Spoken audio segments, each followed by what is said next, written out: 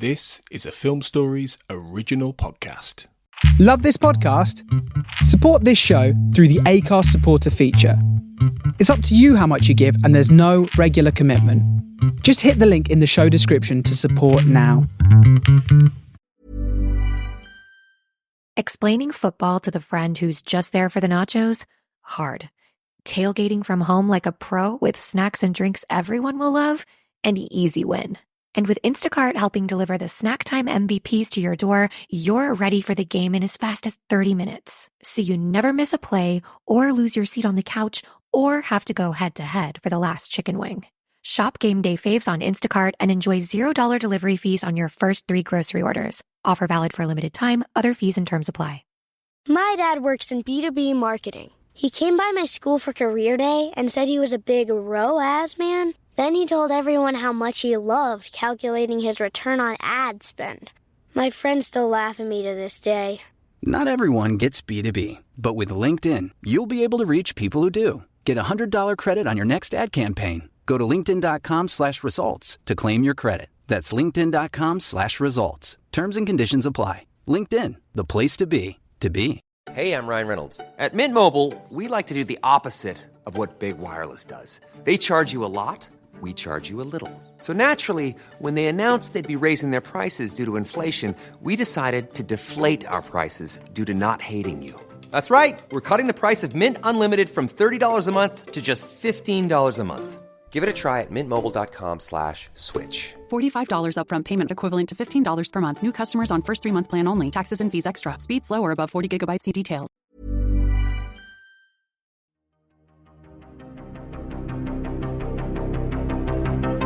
This is Writers on Film, the only podcast dedicated to books on cinema.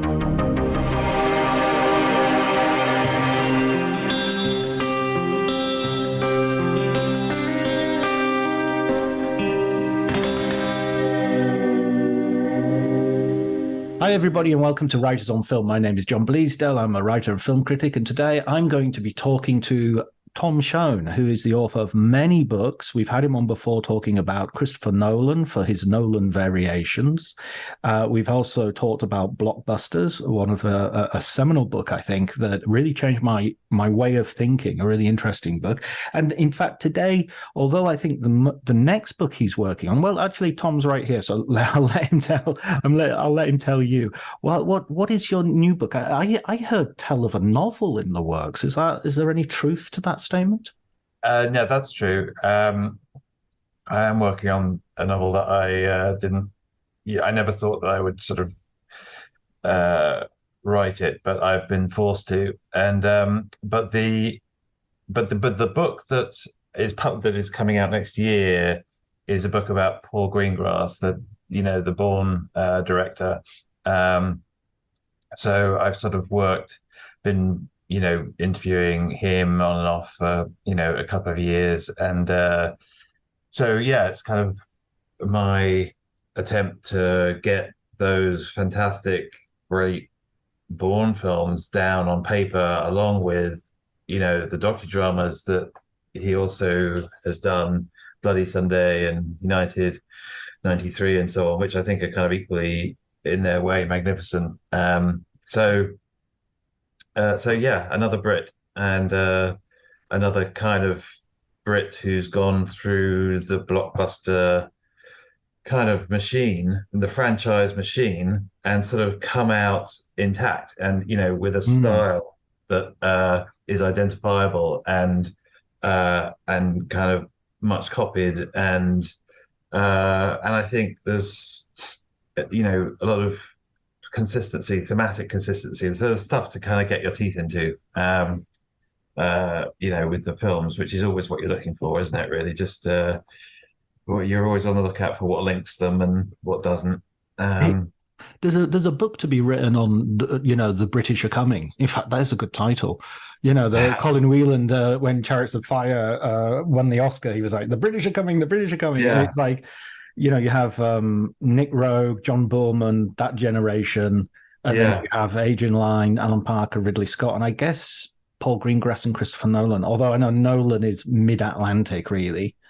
Yeah, he's both. He's sort of got dual nationality. Yeah, and I mean, there's definitely, they're kind of the next generation, I guess. They're all sort of reared on Spielberg movies, and just like we were, and uh, Greengrass in particular is very kind of admiring of Spielberg, and I think a lot of it's kind of to do with that kind of orchestration of chaos, but perfectly legible chaos, so that it's kind of every frame is kind of sort of pushing the story along. And I can see that, 'cause there's when I look at like something like the Omaha Beach sequence, or if I look at kind of one of the Bourne pictures, you can sort of see that there's this kind of immensely exciting, visceral sensation of chaos, but then there's also like picking out little details that are sort of driving it sort of forward. But yeah, it does interest me, like kind of how you kind of withstand the enormous pressure of making those films, with all that's kind of riding on them from the studio's point of view, and still come out with something the other end that in some ways expresses sort of a personal vision. And like that seems to me almost as amazing, an amazing feat. And it would kind of crush us like cans, I think. Any normal mortal, the amount of sort of fathom pressure on is sort of immense. And I kind of definitely came out of my meetings with Paul realizing that one of his great assets is the ability to withstand huge amounts of kind of chaos around him, and actually to kind of thrive in it. Whereas it might overwhelm somebody else, he actually rather likes it, and and he's sort of, if you like, perfectly at ease walking through this sort of pound per pound kind of pressure on him. And that's kind of interesting. I'm fascinated by that, because it's a kind of unusual, it's an unusual thing. How do you think he does it? I mean, is it just a personality trait? Is it Yeah, I think it is. Yeah, I mean, he's sort of just, he's quite kind of scrappy in, he's rambunctious and scrappy, and he's he was a TV journalist before he was a movie maker, and he was World in Action, the sort of flagship kind of current affairs program, and a lot of that was being sent to places like the Gaza Strip and or the Falklands during the war, or actually Argentina during the war, or sort of go not to Belfast, sort of all on assignment to all these different places, and like a real proper journalist, going out there and getting the story, and getting the kind of first interview with a hunger striker, on British TV, and getting into the Maze prison, and getting that scoop.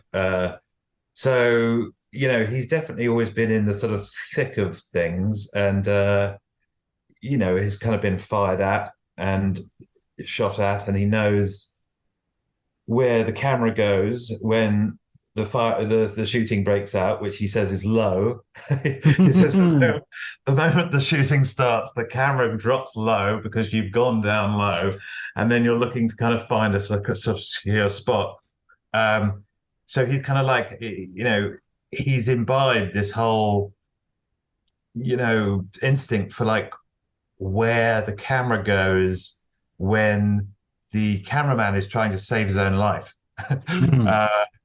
And his thoughts are not necessarily on kind of framing the shot so much as getting something in the viewfinder and also living.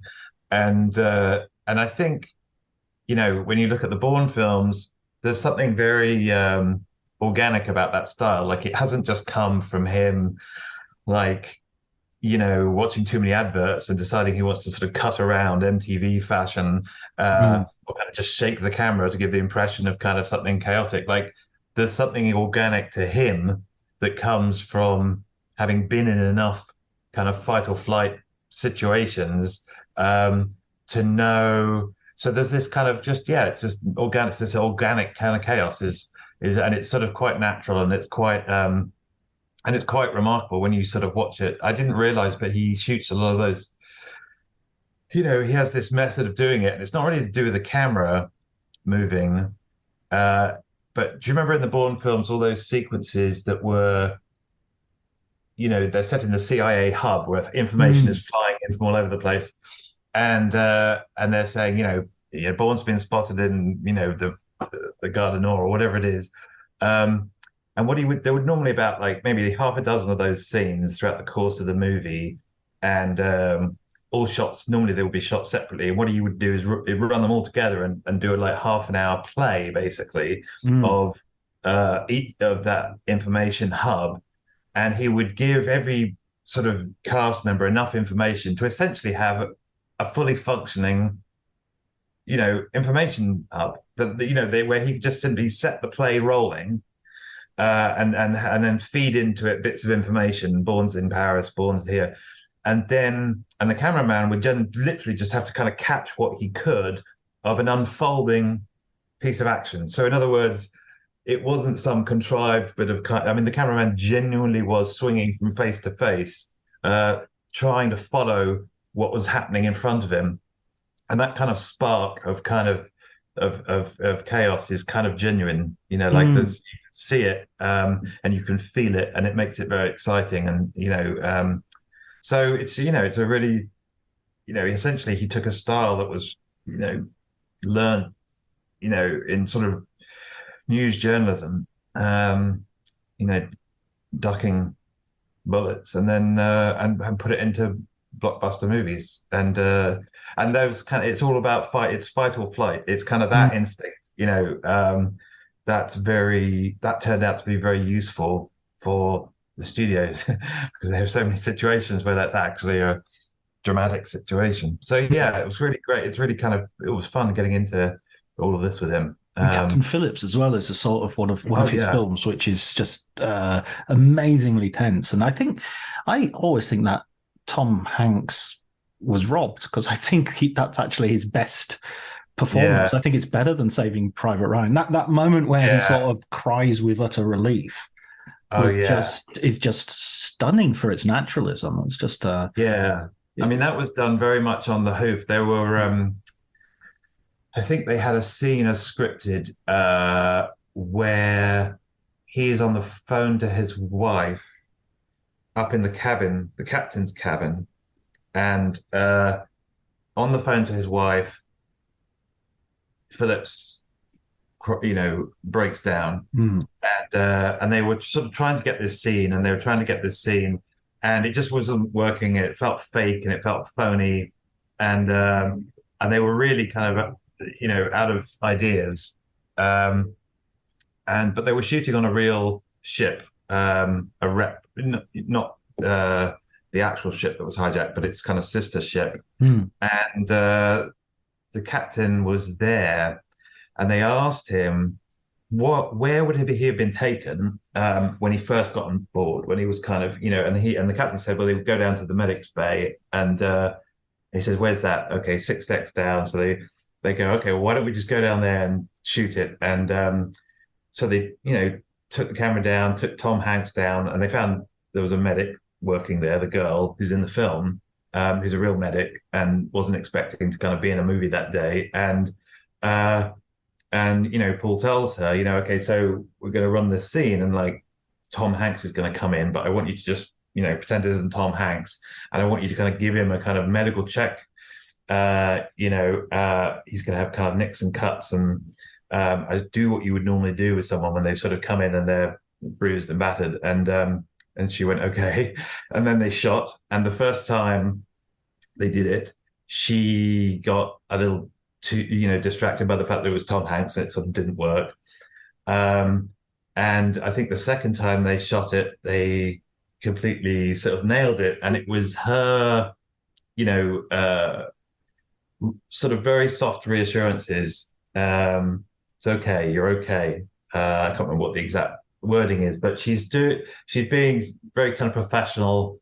And that was the kind of springboard for Hanks to then to relax. It's the first time in the course of the movie that anyone has been remotely nice to him, Mm. and it's sort of the weight, the stress all comes off just because she's saying it's okay, you're all right, and that allowed Hanks to kind of lose all this kind of emotion, and they had him kind of wired up, to a kind of cardio monitor and pulse and whatnot, and afterwards the other sort of medic who was in charge of these said, you know what, his reactions, his physical reactions were exactly those of someone in shock.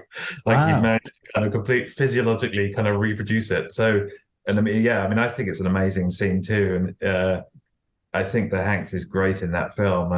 Yeah, and it's definitely one of the kind of late great, sort of performances of his. But then he's always passed over at the Oscars. It's very, you know, he had two, Yeah, yeah. and they kind of they just want something new, and they feel like they've exhausted him, But Mm. yeah, no, they always it's a great shame that they don't. I think the same way. I'm like every time he does something, I more or less think, oh, this should be nominated, but he always kind of gets passed over. Mm, mm. And I mean, and what's Paul working on now? What's his I'm not sure if I can talk. Not okay, sure if I well, can really say yet because it's not mm. really official. But uh, but something, and because there was he's had a kind of you know, pandemic came and movies changed, Mm, mm. and so it's like so it's yeah, but it'll be good, I think. And it'll be included in the book. It'll be something that you talk Yeah, I'm about. sort of waiting for him to finish with it. I've sort of been standing over him, drumming my fingers and saying, "Get to it, so I can finish this book, please." You and me both. You and me Yeah, both, exactly, brother. exactly.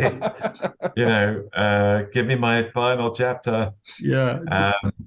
But yeah, but yeah, I mean, he's a lovely guy. I mean, he's very, you know, he's just a sort of decent dude. I mean, it's very, he's a nice guy. It's nice to find that, you sort of think of directors as having by nature to be kind of authoritarians and Mm, barking orders um, and I think he's got, he's definitely got there's that he's got that kind of leader instinct, like he can lead, um, but he's not mean, he's not a barker, mm, he's not a shouter. mm, Uh, and that's kind of I think that's kind of interesting because he's sort of decent. He's always trying. You could tell it from his films because they're always sort of trying to mediate between extremes. There's in Bloody Sunday it's the IRA and the English. It's sort of the in Bourne it's kind of Pam Landy and and then the bad the who's the bad CIA guy. Brian Coxon. Of course, yeah, yeah, exactly.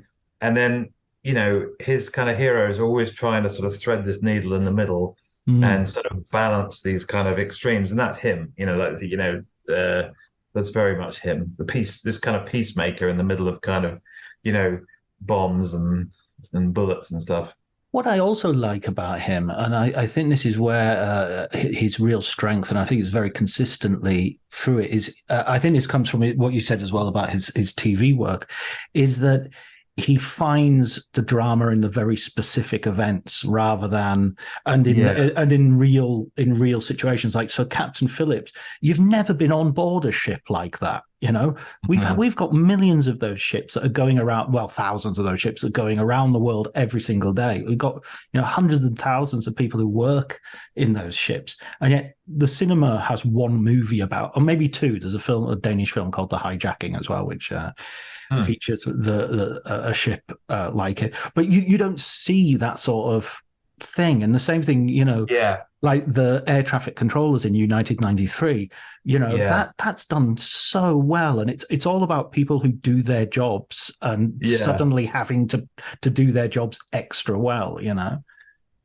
No, it's true. I mean, the more those movies kind of go out into hyperspace, the more there'll be room for somebody who is trying to kind of nail them down a little bit more. And you're right, it's the journalistic instinct. And I think he's the first to say, like, his films often begin with him just kind of saying, "What's going on in the world?" Like, what, like his journalistic antenna kind of go up, and he kind of just he reads the signals. He picks up the tremors on the rail track, and he tries to make sense of all this kind of information that's coming in. I mean, he's amazingly well informed. I mean, he's sort of always he's on top of everything. I mean, I was working quite separately on something about Albert Speer in the middle of it, and he said, "What are you working on?" I said, "Albert Speer," and he immediately kind of went, "Oh, Albert Speer, the one that professed responsibility but not guilt at Nuremberg." And then he ran me through kind of Speer's career, and just he had no idea we were talking about Albert Speer that day, but like just to have that kind of off the cuff knowledge about most of the sort of that sort of Nazi regime, like he just it was impressive. I think, and I can see how it would be impressive too if you were, in Hollywood. I think where nobody knows anything. Here's a guy with kind of real world experience. Well, yeah, I mean, it sort of goes against that sort of, some people in Hollywood talking about five-act structure and a character arc and this, that, and the other. And then somebody says, well, hang on a minute. What if somebody could, what about this true story of a boat? And what does that involve? And what does hijacking it involve? And how do they get on board? And how will they take control? And it's the nuts and bolts that creates the story. It's not, you don't need, but at which point will there be redemption? Nobody gives a monkey. That's not how the world works, Yeah. No, that's right. I mean, he kind of he was working. I think in Captain Phillips, there was a slightly more kind of gung ho version of that script that he was working on, that he got rather, and I think he did what he usually does, which is he researched the hell out of it, and sometimes he'll employ a researcher to kind of dig around, help him. And did exactly what you said, which is just find out how the ships work, find out how the how they use water cannons to repel the skiffs, and and so on, and also kind of the motivation for the hijackers, and to sort of not have them as like little jihadis who are kind of but instead driven by economic imperatives, and so that's. It definitely, but at the same time, it's a clever bit of squaring the circle, because it still delivers on being a kind of exciting thriller that you would sort of say is very much within the kind of mainstream, but it's just minus the jingoism, minus the more Hollywood touches, and it's kind of basically a film. It's a film that you wouldn't be embarrassed to watch with non-American audiences. I mean, it's a film about an American hero that would play equally well with sort of non-American audiences, and isn't sort of just offhandedly insulting to the rest of the world. So there's a sort of, he's definitely got he's definitely got the kind of geopolitics of it just feel a little bit more democratic. And I think it must be a little bit of a struggle to get something like, a lot of reassurance, I think, goes on with a film like that, to just let everybody know that, this is going to be a much more informed version of that. But don't worry, it can still hit the points you want it to hit. It's still, you can sympathize with the quote unquote bad guys. You cannot, and it won't take away the thrill of the film, because I mean, what's clever about it is that you end up sympathizing with them and fearing for what's about to come down on their heads, because that they've just kind of kicked the bear, and American firepower is just about to come and demolish them, and there they are, with their dreams of one day getting to America. And, there's pathos to them that, it's very, he said he watched Dog Day Afternoon. It was sort of already a version of Dog Day Afternoon, whereby, the bank robbers go in and you realize very quickly they're completely outclassed, and something bad is coming their way, and they ain't gonna get out of this, and that can be the drama, that can be, and how that can coexist with a movie in which you're still to some extent finding it exciting that the American military is turning up and the snipers are getting the rifles out, and there's that sort of impressive sense of kind of American might, exacting justice and getting it. Those two movies kind of coexist. It's weird. It's just you wouldn't have thought. You might have, you wouldn't have thought they would combine well. But I think that's the nerve. That's where kind of Paul's nerve. It takes nerve, I think. You have to kind of, those two things seem like opposites, and he's going to stand in the middle and say, no, there's something to be done right in dead center. And people are probably going, no, I don't think so. This movie's a Marxist. What are you talking about? We can't make, like this. And he's saying, no, it's not Marxist. It's still going to be exciting. You're going to, but it's just going to, and takes nerve. You just stand there, and eventually it comes, you make it. The nerve of allowing nuance. Yeah, exactly. There's my title. He's writing it down, listeners. you heard it first here. That provides us with a segue, perhaps, into a film I really wanted to talk to you about. Oppenheimer, the new Christopher Nolan, not so new at the moment. I think it's coming out on Blu-ray or DVD round about Thanksgiving. Yes.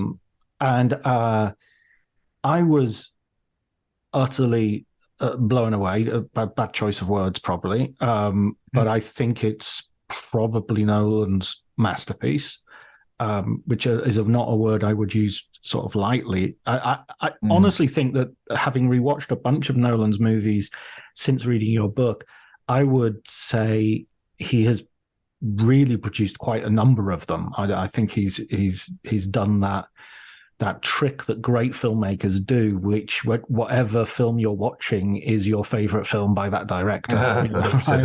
So Barry Lyndon is my favorite Kubrick, unless I'm watching The Shining, in which case that's my favorite Kubrick. And, so I wanted to get your take on it. That's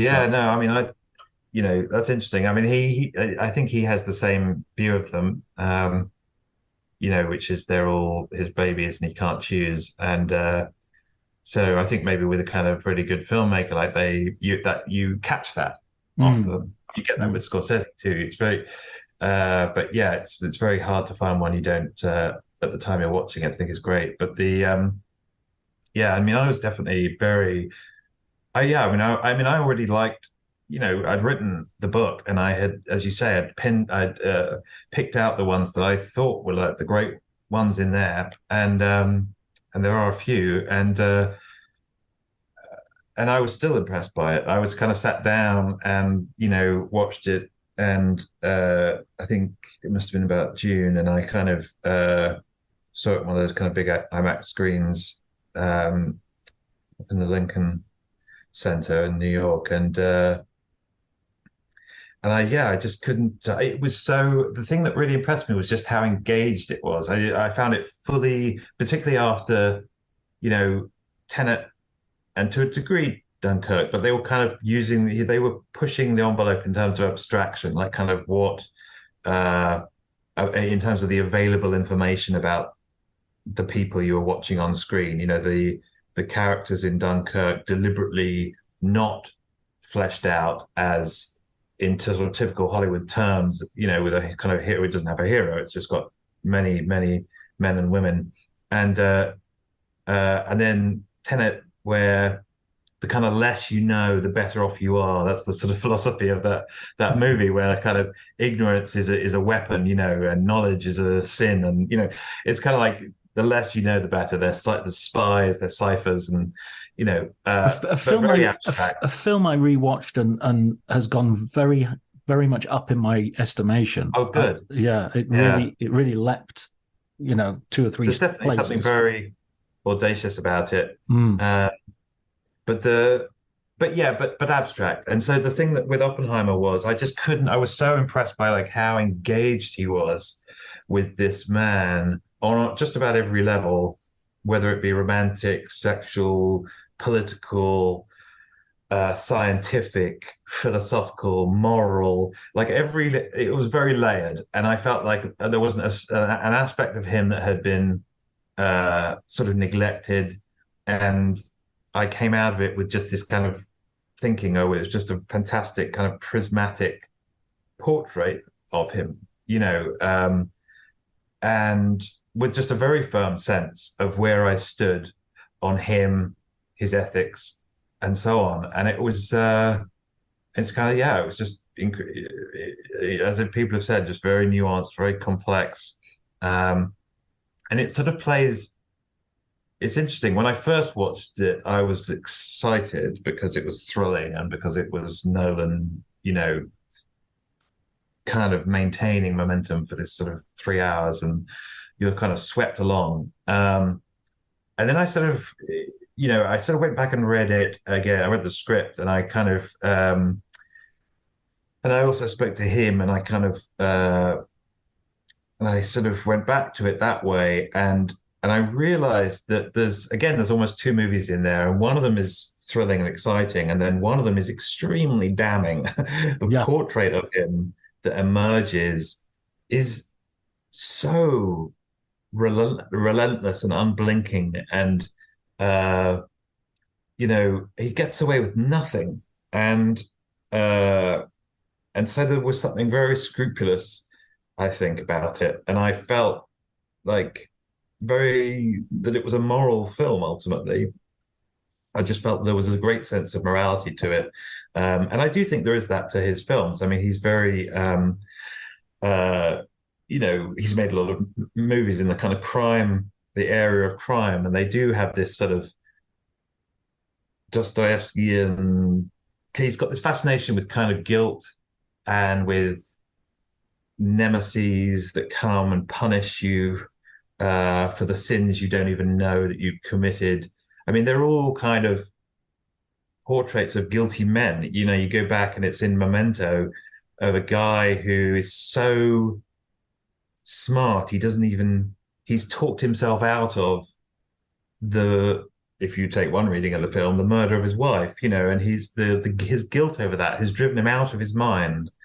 And he has no clue how guilty he is until the very end, and then he gets a little glimpse of it, and then he prefers not to know.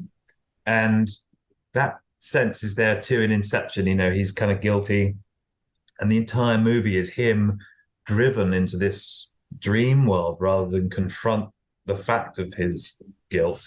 And I definitely, it's always been there as like a kind of as a thread, and I felt that Oppenheimer was like this magnificent expression of that, because yet again you've got somebody who doesn't really know how guilty he is, incredibly smart, too smart, can convince himself of anything, and then numbs himself in order to get the job done, and far too belatedly, awakens to the kind of ethics of what he's done and the moral sense, and then is dogged by guilt uselessly, because it's no good to anybody by that point, but he's dogged by that and shadowed by that for the rest of his life.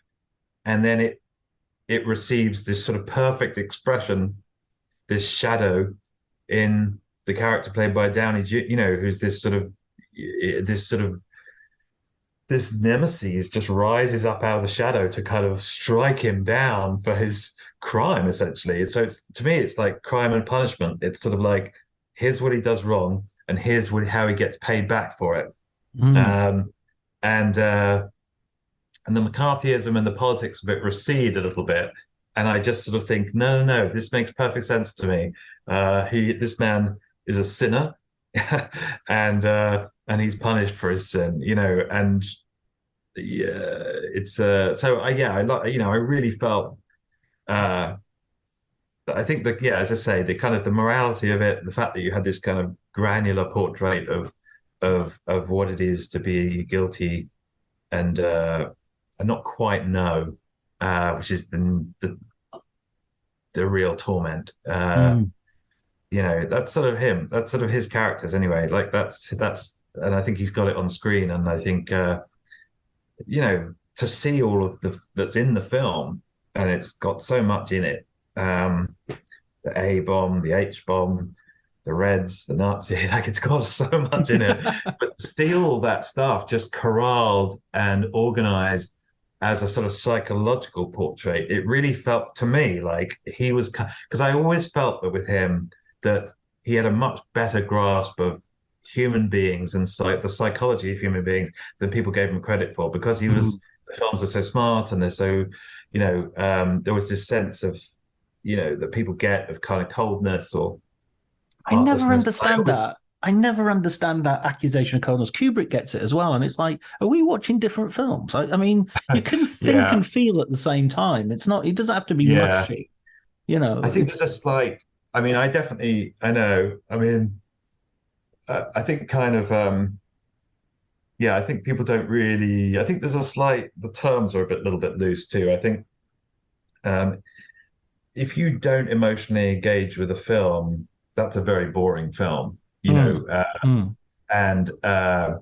even if it's just the emotional engagement of I hope that guy doesn't fall in the water, or whatever it is, those films, they have to be emotionally engaging or they wouldn't be working in any way whatsoever. And I do think that what he has is just that, I guess it's quite an English thing of the sense of a kind of great emotions, but held in check or in reserve or just deep down.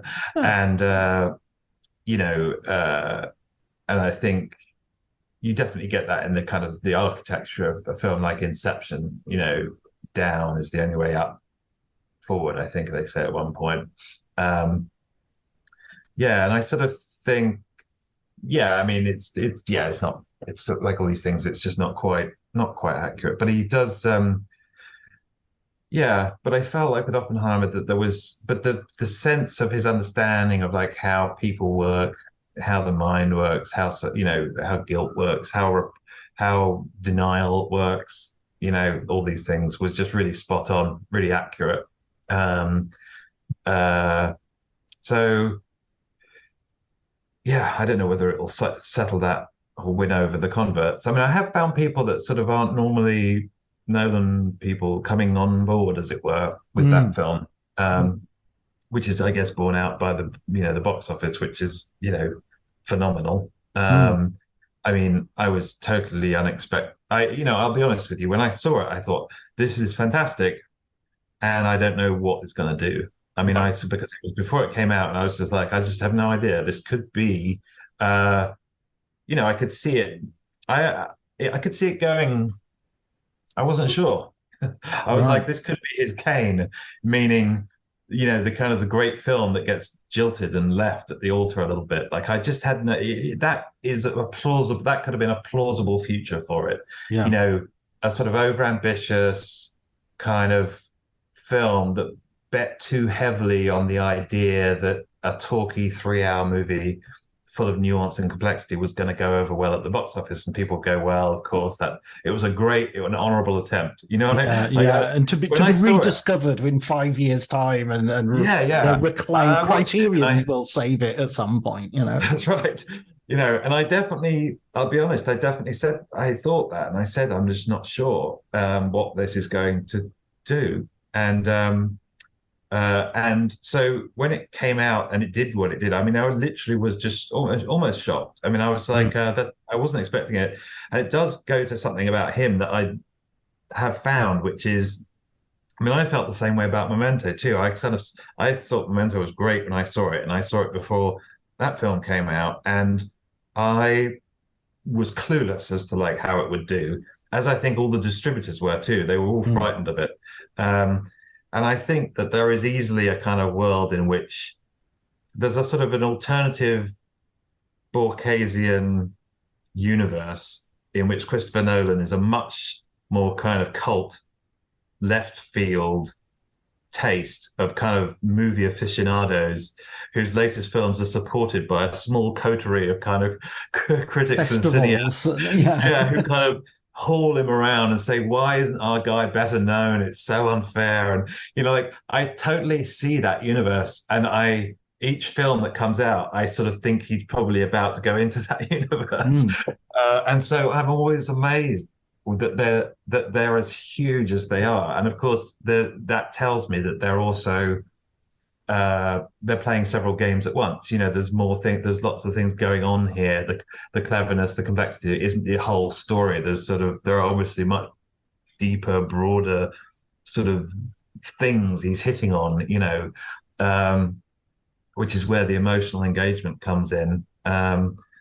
But yeah, I think because critics, they, tend to be a kind of clever bunch, and we like, clever filmmakers, we sort of almost are slightly surprised when they succeed, because we're like, hang on, well, that shouldn't be being popular. What's the like, how is that working? But of course, it's not the only thing that's going on with him. Like, there are other things driving the films, and it can be hard to spot what they are, actually. But I still don't quite know what it was with Oppenheimer, except to say that, I could offer a possible, because I went to see it twice, and I saw purely because I was desperate to see it. It came out later in Italy than anywhere else. It was like late August, I think, mid-August. So I saw it first in Italian, just because that was the first showing I could go to see it, and then I saw it in English, like so I saw it in Italian on Wednesday, and then waited the Monday until there was an original language version. And This episode is brought to you by Progressive Insurance. Do you ever find yourself playing the budgeting game? Well, with the Name Your Price tool from Progressive, you can find options that fit your budget and potentially lower your bills. Try it at Progressive.com. Progressive Casualty Insurance Company and Affiliates. Price and coverage match limited by state law. Not available in all states. My dad works in B2B marketing. He came by my school for career day and said he was a big ROAS man. Then he told everyone how much he loved calculating his return on ad spend. My friends still laugh at me to this day. Not everyone gets B2B, but with LinkedIn, you'll be able to reach people who do. Get a $100 credit on your next ad campaign. Go to linkedin.com/results to claim your credit. That's linkedin.com/results. Terms and conditions apply. LinkedIn, the place to be, to be. And when I saw it in Italian, I was thinking, I really like it. It's amazing and really good.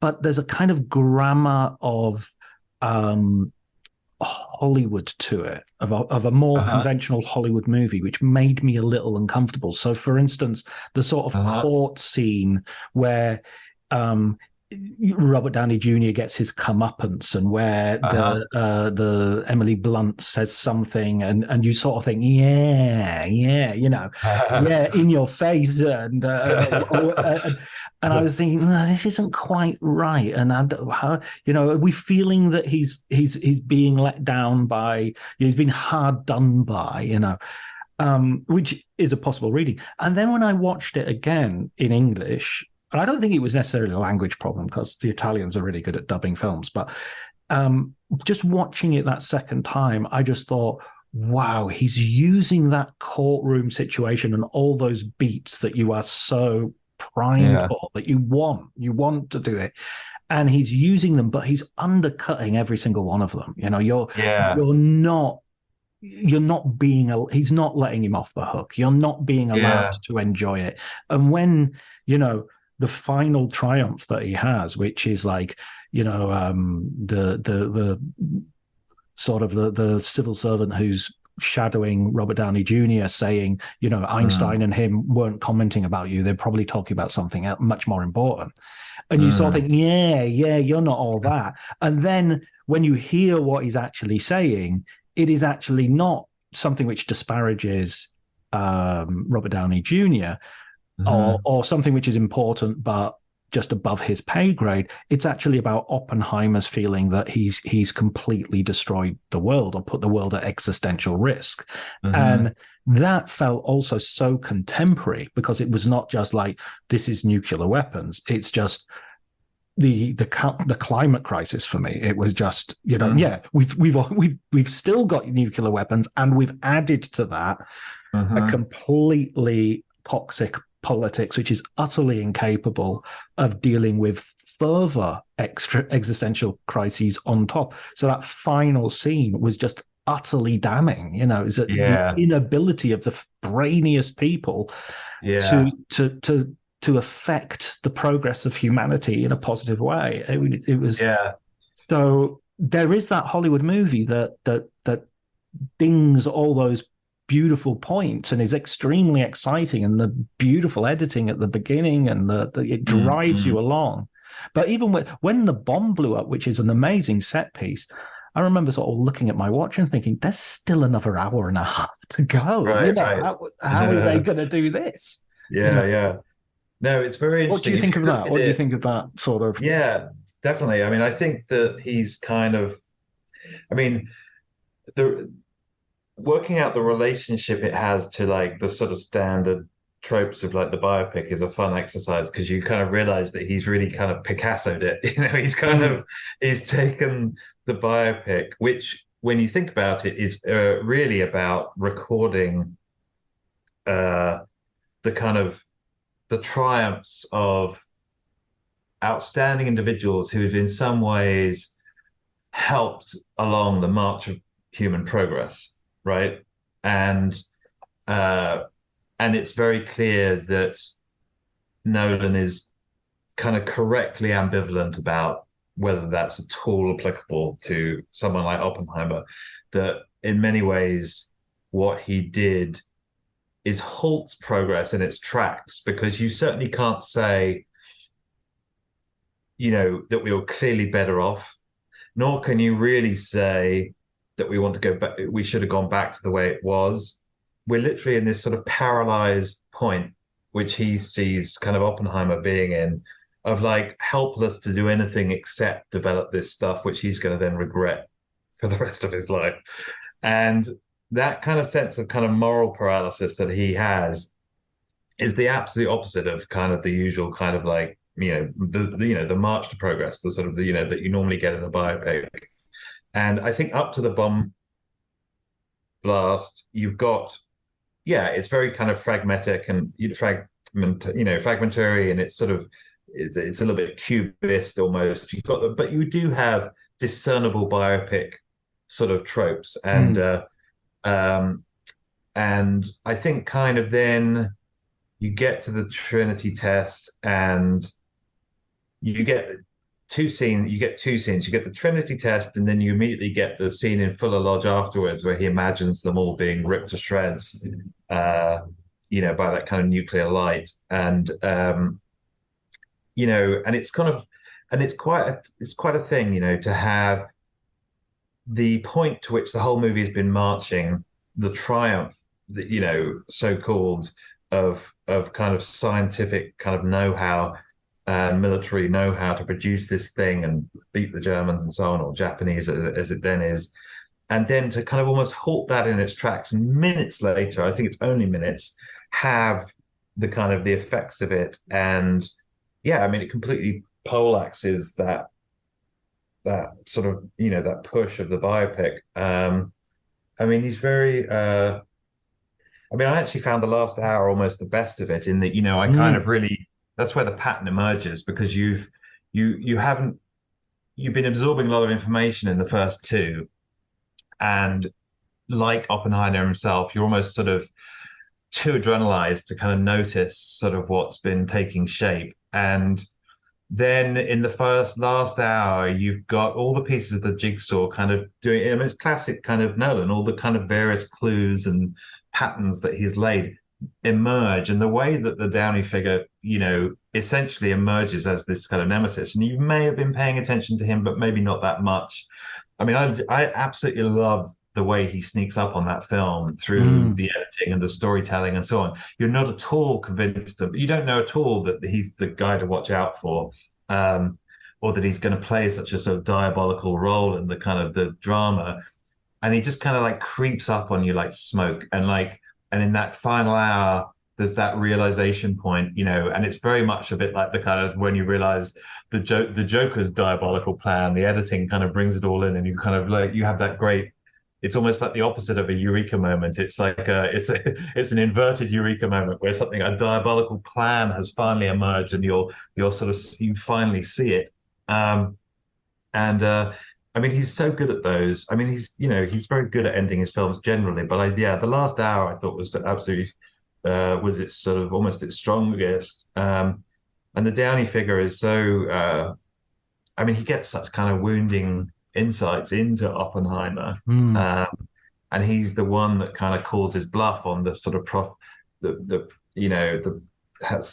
protestations of how guilty he feels, and and he kind of just thinks it's all just cant, it's just wind, and he gets this very wounding critique, which I believe is kind of Nolan's, and it feels like the film's, insofar as there's a judgment of him, as somebody who sort of wanted to sort of win favor with a show of sort of moral responsibility that stopped just short of actually anything like an apology or a genuine admission of culpability. I mean, it was a very clever game that he played,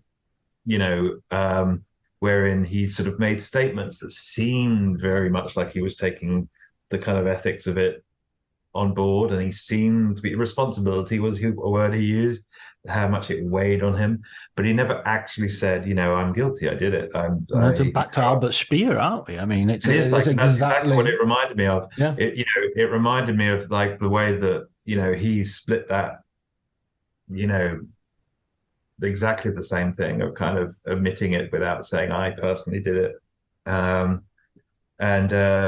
But yeah, so it definitely it sort of stays on him, I think. And it's very unusual. It's very kind of, like he's such a faulty, he's such a faulty man, and there's a view too, which I think his wife expresses in it that, I think he says, what did you think that if you just sort of wore the sackcloth and allowed them to tar and feather you, they would forgive you, I think she says. And there's a bit of me that thinks, and I don't know whether this is true or whether this is intentional in the film or whatever, that thinks that because there's a moment where he could have stepped away from those, the hearings into his security clearance, which turn out to be this sort of humiliating kind of kangaroo court for him. He needn't have fought that battle. He could have stepped away, and I think Einstein advised him to kind of step away. Like it was a pointless battle. The security clearance was going to lapse anyway. What possible good would it do to sort of fight this very subtle slur on his reputation but he did. He decided he wasn't going to take it, and he decided he did want to fight. But there's an argument that says that the reason he did that was because he knew he was going to lose, that it would turn him into a martyr, that there would be that he wanted a stage on which to martyr himself, to sort of and show, and that I think is in there. And so it gets to this slight kind of sense of martyrdom and also sort of masochism, like he knew he was going to get beat up, and still he stepped into those rooms. And you kind of wonder whether there was a bit of him that just sort of, a guilty man looking for someone to come along and punish him for what he'd done. But I don't know whether that's true. I don't know whether that's Chris's view, but that's definitely was one I thought. I was like, well, Well, it's what Downey Jr.'s character kind of, he that's his bait and switch, isn't it? He knows he won't be able to resist it, and then he puts him in a broom closet, so it denies him the stage, and it's just Machiavellian and office politics at its lowest. That's totally right. No, that's why he understands him very, very well, and he understands exactly the level of slight that will wound him.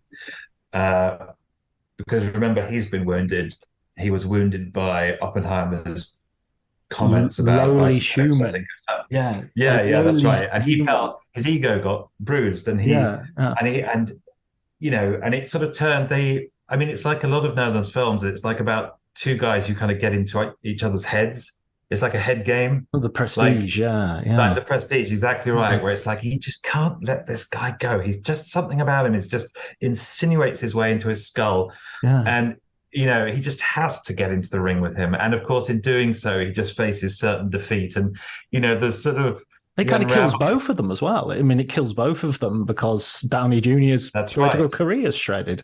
That's exactly right. So it's sort of mutually assured destruction, as they say. To Like they coin a understand. phrase. Yeah, to coin a phrase, but they end up in a kind of, I guess, a personal exchange of nukes. It's like kind of psychologically nuking each other, and of course, nobody survives. But it's very, but yeah, he's good. I mean, he's very. That's why when I sort of the Downey figure made a lot of sense to me as like, all that. There's a lot of films of Nolan's in which there's like a double. There's a shadow, there's a doppelganger, there's a who's kind of they're shadowing the kind of hero, and he could almost be imaginary. Like in Insomnia, I don't think he is imaginary, by the way, but I think Robin Williams said to him at one point, like, he's like Jiminy Cricket, isn't he? Like he's just this kind of voice in his ear, and or on the phone, and he could just as easily not exist. And he's just the conscience of this person made flesh. And I sort of I really liked that was very interesting. And I felt like there's a lot of that in a lot of Nolan's kind of his bad guys, his villains. They often have that sense of like having just been summoned. Like when the Joker appears at the start of the Dark Knight, he's just standing there on a curb of a Chicago street, and it's like he doesn't get introduced. He's like a weather system, like he just kind of like he just sweeps into the movie, and it's like it's a force of nature rather than a character almost, Yeah. And it's like, where has he come from? I don't know. I mean, is he? So and I think it's great because it makes them the perfect nemesis for whoever his sort of protagonist is. As I think he says, like, you complete me, he's being sarcastic, he's quoting the line of Jerry Maguire. But like you definitely get that from Oppenheimer too. You get these two men, the yin and the yang, they complete each other. Yeah. I mean, one thing you just mentioned earlier, I would want to come back to is you mentioned Picasso as a sort of the cubist biopic of putting together all these different pieces. Because the Terrence Malick book that I'm working on at the moment, he uses the one phrase that he's reported to use is cubism as for his technique of putting together a film of sort of like using lots of bits and shots and things to tell a story rather than conventional scenes. And I was talking to, I'm going to name drop now. I was talking to Caleb Deschanel, who was with Malick in AFI. He was in the same year, and he shot Lantern Mills, Malick's first film. And he was talking to me about, he'd just seen Oppenheimer, and he was saying the first half of Oppenheimer is Tree of Life. You would never have Oppenheimer in the state it is without Tree of Life. It's utterly how you visualize science, how you visualize the past, how the past relates to the present, relates to the future, how everything is, there's no scenes, there's just shot, and his, that was his take, is this could not be this is an influence that is visible to him, very much so. That's really interesting, because that happens to also correspond to like Nolan's own sense of Malick as a sort of somebody he's learned from. And I think The Thin Red Line is the film that for him he sort of took most from. I think there was some flashbacks in that. There's a lot of sort of the Ben Chaplin's wife, and Witt's sort of days at the farm. And is there something, I think I remember him saying something along the lines of there was something about the way they just sort of cut in and out on that, into and out of the flashbacks, that he was making Memento at the time, and it kind of very much informed the way that he kind of cut around in that film. I tell you a really interesting thing to look at in terms of Thin Red Line is there are sort of three main action sequences in that film. There's sort of like there's the sort of frontal assault on the hills. Then there's, which is one. I mean, it takes maybe 2 or 3 rushes, but it's basically one battle. And then there's the going behind, sort of creeping around the back, hitting them with the artillery and then attacking them. And that's another sort of big set piece. And then the final one is kind of them running into the Japanese bivouac. Now, if you watch that Japanese bivouac attack, just like even isolated, that the editing in that is almost like a pop video. It's like there's no narrative linearity. It's just shot, shot, and it's unbelievable how it's almost like it's coming from a later Terrence Malick film. It's like it's coming from like 10, 15, 20 years later. That's wild. It's really interesting. Anyway, sorry to no, God. It's interesting. I mean, he also, of course, got Hans Zimmer from Thin Red Line. Like that was his, that's where he. I mean, I think he had been aware of Zimmer before that, but I think that was the film which kind of really put him in his Nolan's viewfinder and said, "Oh, I want to work with that guy," and of course led to their great collaboration throughout all these films. So texture. That was the thing that he was talking about with the Thin Red Line. It was sort of to do with the texture of memories, and like there must be some sort of visual. There must be some sort of either insert or close up that kind of maybe triggers or is associated with some of the memories. I don't know, but he was always big on texture in Malick, and the way that's associated with sort of memory. Which makes sense, and so he definitely acknowledges Malick as a huge thing, and that's really interesting about the Tree of Life. I can absolutely see that. That's a really good comment. I mean, sorry, go ahead. Yeah, no, I was just going to say. I mean, it's very. I mean, I mean, he's always kind of borrowing. He's got, he watches a lot of quote unquote art house movies, whether Tarkovsky, he's sort of always talking about Mirror, which I think his cinematographer introduced him to when he was making Interstellar. And I think Mirror, informed some of Oppenheimer. And there's some Wells films, not just Kane, but The Trial also kind of sort of fed into it. So he gets these very, he watches very kind of, widely, and he sort of takes things and uses them or recycles that, does his version of them. But yeah, the sort of there's an art house filmmaker in there too. Oh, absolutely. I think he's got that sensibility, and I think it's, and I like goes back to what we were talking about with Paul Greengrass. That's who you want to make your. I remember George Miller talking about hiring his wife to do the editing of Mad Max Fury Road, and his wife said, "I edit rom-coms. I don't edit action films." And he said, "That's exactly why I want you to edit this, because you're not coming with any preconceptions." And that's who we want to direct our big budget Hollywood movies. Is we want these people who are not necessarily, big. I mean, Spielberg is kind of the exception, that proves the rule. He's the Muhammad Ali. Yeah. How many other great articulate boxers do you know except for Muhammad Ali? It's just it's him, and there's a large drop to number two. Sure.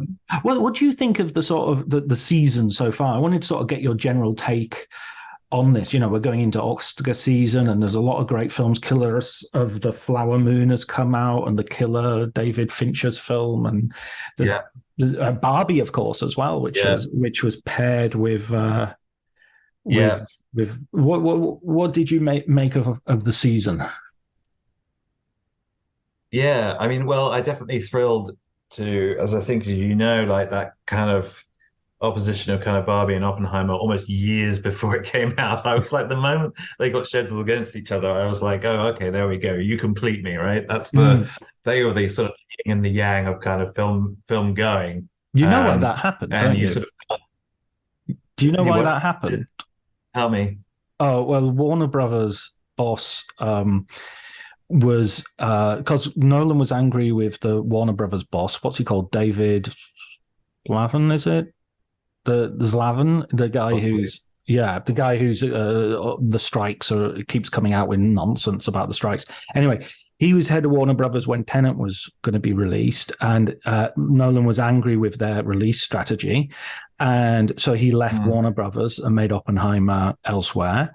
And so when they knew Oppenheimer's release date, he put Barbie on that day as I'll show him, because I'm going to put our big release day, and we're going to be number one, he's going to be number two, and that'll prove it. But then the irony is that release schedule actually probably elevated Oppenheimer much more than it damaged it. But definitely. It was basically male egos battering each other. Oh, that's funny. Well, I mean, that does make sense. I mean, they ended up helping each other, of course, and I feel like both films came out a bit better for their, their sort of partner at the box office. And I mean, it's sort of the general. I mean, in terms of the sort of general season, I mean, it's very hard. I mean, it's the Oscars. I kind of feel like we're in the quantum realm with the Oscars, in the sense that like they are changing. The Academy membership is changing so fast under our feet, and it has become very hard and to call the race, or to sort of to handicap the race. Which has sort of made it more exciting again in a way, because you can't, in the olden days, you would have said, well, this is kind of Nolan's version of Titanic, the kind of blockbuster auteur who kind of has been generating billions for the industry, comes good with a pedigree, period kind of movie, in which kind of acting and performance is sort of forefronted, it ticks all the boxes that you would normally expect of when one of those guys like Cameron or Zemeckis or Spielberg kind of is rewardable. It's when they have turned from, especially if they turn from sort of, if you like, sci-fi fantasy to history. And the second one obviously is kind of great, and a very regular place for them to go. So it definitely ticks all those boxes, and you would have said, right, okay, Nolan's been denied so many times. There's this general sense that he's due, basically. It's I think it's remarkable that he hasn't won, or certainly he should be more nominated than he has been, for absolutely certain. And in the kind of normal run of things, you would say that Oppenheimer was a kind of front runner, but we're in this very unusual, slightly topsy-turvy sort of quantum realm now, where essentially the demographics of the Academy are changing, and you can see there's this shift away from, to put it bluntly, the kind of old white guy movies, right? The kind of old guard who would have voted for Braveheart and Saving Private Ryan. I think Anne Thompson at NDY calls them the meat eaters, rather insultingly, but she really means all the kind of the crews, the largely male, scenery makers, and the all the guys that are kind of in the graft of movie making, and who would traditionally vote for certainly a kind of war movie, or get a movie like kind of Braveheart across the line, and that would win. And they're now in a sort of shrinking kind of part of the Academy. And what's made the Academy kind of also exciting is it's been taking all these sort of younger more diverse kind of members on. And so you have something like last year, Everything Everywhere All at Once winning, which is sort of absolutely not from the kind of central casting of an Oscar film. It's wonderful. It's a delightful film. Loved it. And I wouldn't have called it for the Oscar race in a million years.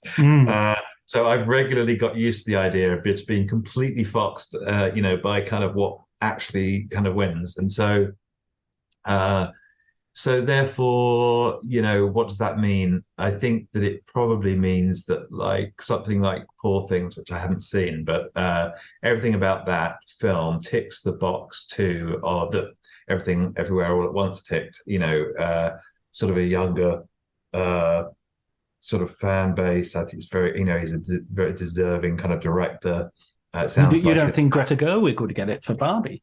Do you think that would be a step too far? They'll probably nominate Barbie, but I suspect it'll be more in the realm of kind of like, a kind of, what's the word? I mean, they want to, I think they have to be seen to nominate the kind of Barbenheimer phenomenon, right? But I think that Barbie is still too outside the kind of film that it doesn't have enough heft or kind of pedigree for them. I mean, it's a comedy. I mean, if anything's more, allergic to the Oscars, it's comedies and horror movies. So it just has that genre which maintains who knows? Maybe that barrier will be broken. After all, Everything Everywhere All at Once was kind of a comedy as well. But yeah.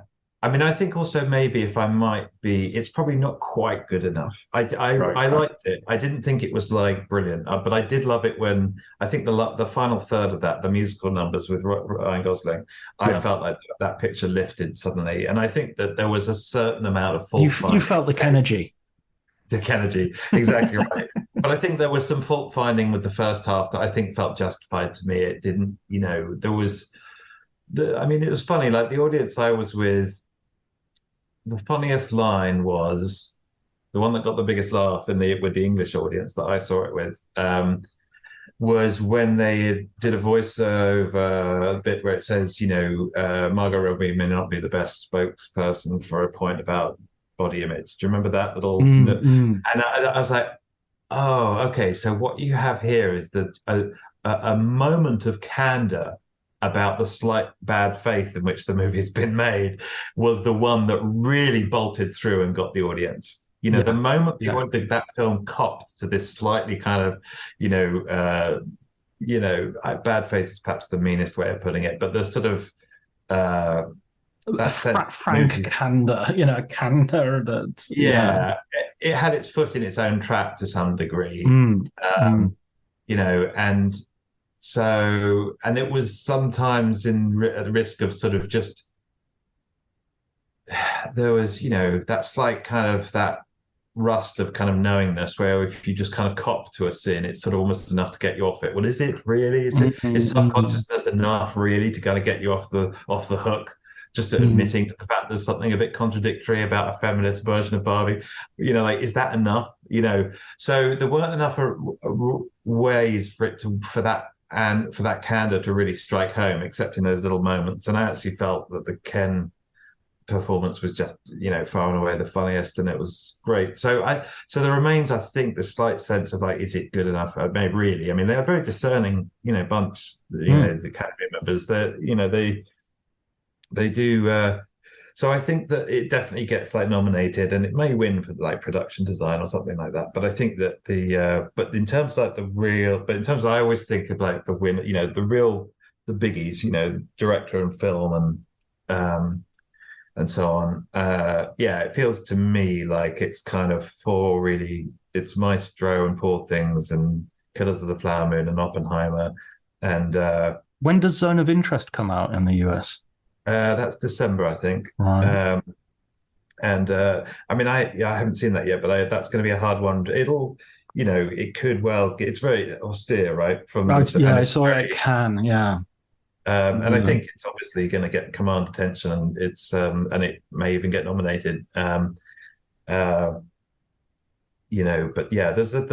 definitely a difference between the things that can get nominated and the things that kind of can sort of actually win. Yeah, I think it would be a definite prestige nomination. I think it's. I mean, I think it's utterly brilliant. I think it's like I'm a sure. really, really. I mean, this guy Jonathan Glazer should really make more films. I mean, although if that's what he needs to make that good a film, then by all means take your time.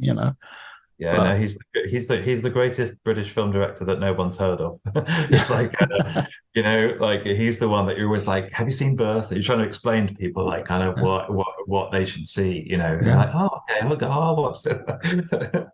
Absolutely. I mean, but I also think that Killers of the Flower Moon is a kind of great Scorsese film. I think it's very good. And you know, uh, and I think, and it feels like a very strong contender. I'm not that's the only reason for it to exist at all, but it's very, but I was certainly very kind of excited watching it, and I felt like everything was firing. All the cylinders were firing on his kind of movie making. I wasn't expecting it to be as good as it was till the absolute case. There was something, you know, there was he could be winding down, but he really isn't. And I found it kind of electrifyingly well made. Like I couldn't believe the pacing of it was wonderful. The editing of it was great. I mean, just the storytelling. I really, I found that very exciting. And as one too that like, I mean, I'm in the camp of people who like watch a lot of those, his religious movies, Kundun and Silence or whatever, and I'm always trying to make a case for them to people, and like, no, you really should watch this, and nobody ever believes you because all they want to see is the kind of the Goodfellas, and you sort of it's okay, fine, I understand. Maybe they're two audiences, is what you come to realize, that maybe it's sort of like you're not going to convert them, But I think just recently, like they've started to kind of merge a little bit, like those two strands. Which is to say that kind of very kind of giddy, kinetic, kind of sort of talkative kind of Scorsese, and then the sort of rosary bead, sort of fingering Catholic, moral, austere Scorsese have kind of begun to merge rather excitingly. And I think that Killers of the Flower Moon, even more so than The Irishman, perhaps, is like those two streams just totally in one filmmaker now. The guy that made Silence is totally present, and the guy that made Goodfellas is totally present, and and you've got it in really, I guess, those two people. The Leo DiCaprio character and the Lily Gladstone character, who could in a way come from those two different realms of his. One is from the land of Goodfellas, and one is from the land of kind of Kundun, and and they're their relationship I found, as he does, endlessly fascinating. And I think he's right to realize that it's a really good relationship to symbolize, in a sense, the rape of the West, because it's also a Western as well, in a weird way. But I think it also is like that their marriage is the marriage of the two bits of him, the two strands of his sort of films.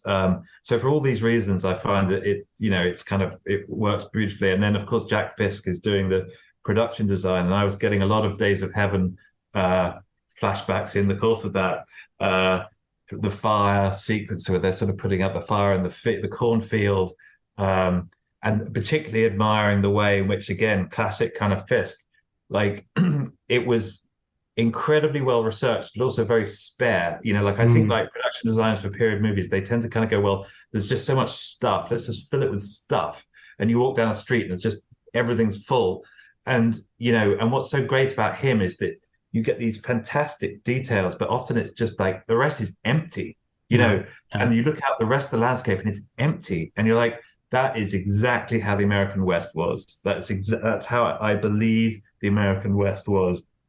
And you see it in Days of Heaven, and you definitely see it in Killers of the Flower Moon too, But yeah, Jack Fisk.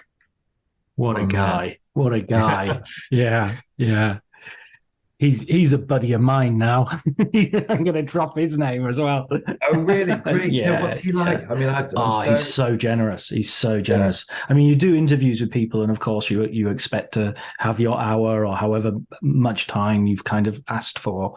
Yeah. And I literally was 3 hours on the phone with him, and at a certain point I just had to say, I'm really sorry, Jack, I've got to go. I've got something to do. And it's like, but then emailing back and forth and talking a few more times, and just wonderful, generous guy, really, really nice and great. He picks his films. Oh yeah, very carefully.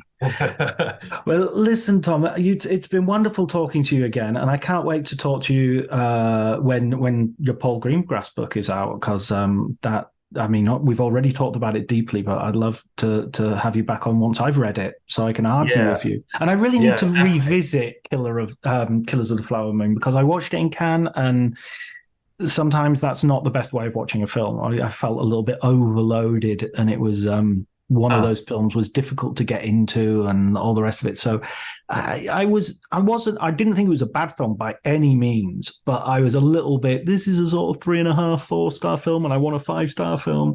And I definitely need to rewatch it, because so many people have spoken about it in much more glowing terms. Yeah. And and I'd also say this, its box office has been healthy, and,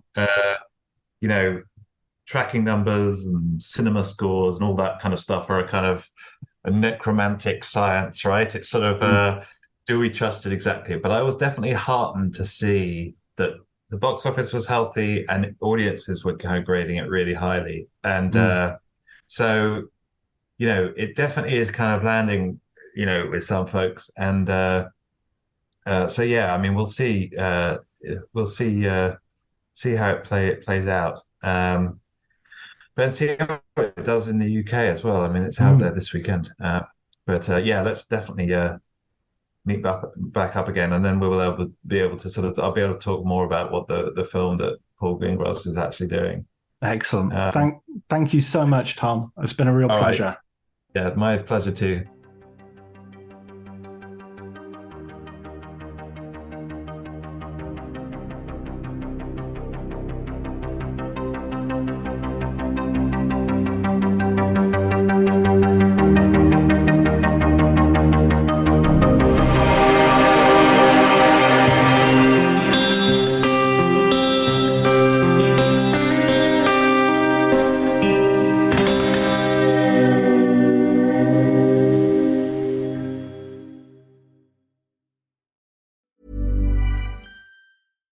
Cue the fireplace and your favorite fall movie.